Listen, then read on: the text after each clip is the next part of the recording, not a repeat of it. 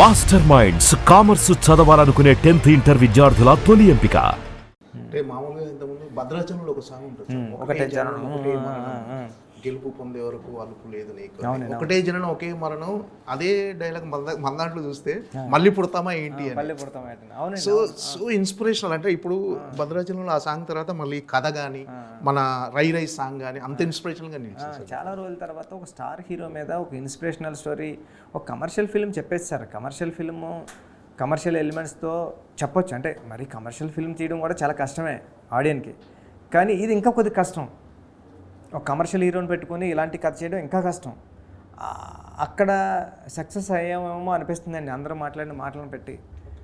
Regular ఫార్మేట్లో కథ చెప్పకుండా regular ఫార్మేట్లో ఉంటుందండి. రెగ్యులర్ ఫార్మేట్లో ఉంటుంది, కమర్షియల్ ఫార్మేట్లో ఉంటుంది. ఉంటూ కూడా నేను చెప్పాలనుకున్నది ఏం చెప్పాలనుకున్నా అది కూడా చెప్పుకుంటే వెళ్ళనమాట. అదే ఈ సినిమా కొత్తదనం అవుతుందేమో అనిపించింది. ఆల్మోస్ట్ ఈ కథ పుట్టిన దగ్గర నుంచి ఈ రోజు వరకు కూడా ఈ కథతో అటాచ్ అయ్యి ఉన్నారు. ఈరోజు ప్రింట్స్ అన్నీ వెళ్ళిపోతున్నాయి.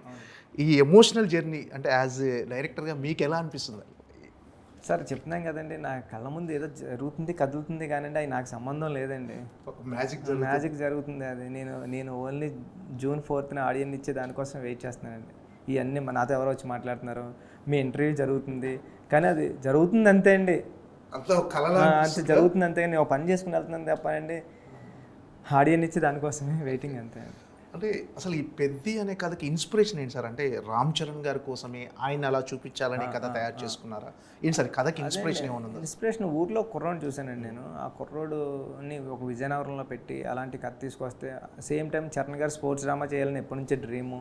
ఆ రెండు కలిసేయేమో అండి, దేవుడి దయ వల్ల ఆ రెండు కలవడం వల్ల బహుశా అది ఈ సినిమా రిజల్ట్ ఇక్కడ వరకు వచ్చి ఉంటుందండి, ఇక్కడ వరకు ఆ ప్రయాణం.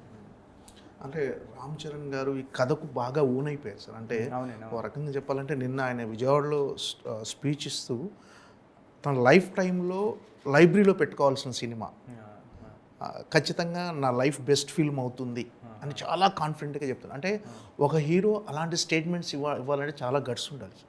ఆ సినిమాని ఎంతో నమ్మాలి. మీ గురించి కూడా టాప్ డైరెక్టర్స్లో ఒకరిగా డెఫినెట్గా ఉంటాడు బుచ్చిబాబు గారు. ఇవన్నీ వింటుంటే మీకు భయం వేస్తుంది, అసలు బాధ్యత పెంచుతుంది ఏంటి సార్? అంటే భయం వేస్తుంది అంటే బాధ్యత సార్. ఎవరో వచ్చి ఒక పర్సన్ వచ్చి ఒక సెల్ఫీ అడిగితేనే మనకి గ్యారంటీగా బాబోయ్ మంచిగా తీయాలా, మంచిగా రాయాలా అని అనిపిస్తుందండి. అలాంటిది ఒక పెద్ద హీరో వచ్చి ఇలాంటి సినిమా ఇది నా లైబ్రరీలో film one of the best film అవుతుంది అని చెప్పడం, డైరెక్టర్ మంచి పొజిషన్లోకి వెళ్తాడని చెప్పినప్పుడు భయం అనిపించదా సార్? విపరీతం భయం వణుకొస్తుందండి. అవన్నీ దేవుడి దయ వల్ల జరగాలంతే అండి, మన ప్రయత్నం మనం చేసామండి. ఏంటి సార్ అంటే